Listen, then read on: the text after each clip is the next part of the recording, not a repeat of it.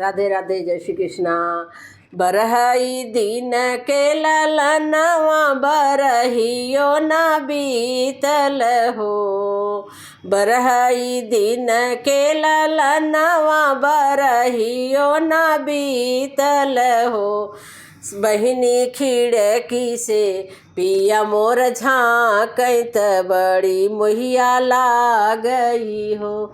बहिनी खिड़की से पिया मोर झाँकत बड़ा निक लागई हो।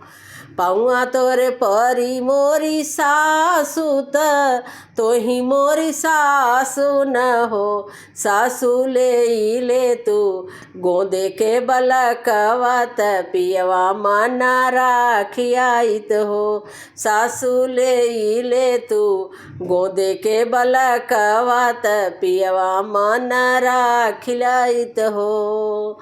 बरहई दिन के ललनवा बरहियो न बीतल हो। बरहई दिन के ललनवा बरहियो न बीतल हो। सखिया खिड़की से पिया मोर देखत बड़ा निक लागई हो। बहिनी खिड़की से पिया मोर देखत बड़ी मोहिया लागई हो।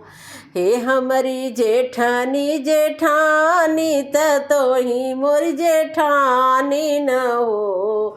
बहिनी ले तू गोदे के बलकवा त पियवा माना राखियाइत हो। बहिनी ले तू गोदे के बलकवा त पियवा माना राखियाइत हो। बरहई दिन के ललनवा बरहियो न बीतल हो। बरहई दिन के ललनवा बरहियो न बीतल हो। बहिनी खिड़की से पिया मोर झाँकई देखत मोहिया लागई हो।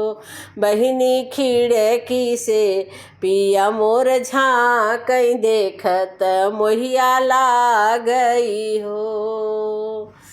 ए मोरी ननदा तू हाई मोरी ननदा न हो। ए मोरी ननदा तू हाई मोरी ननदा न हो।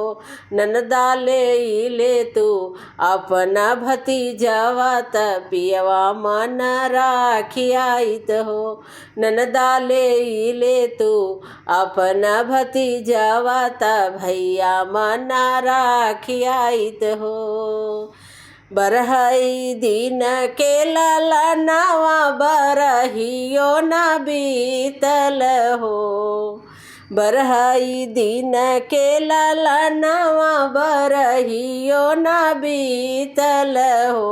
बहिनी खिड़की से पिया मोर झाँकई देखत निक लागई हो।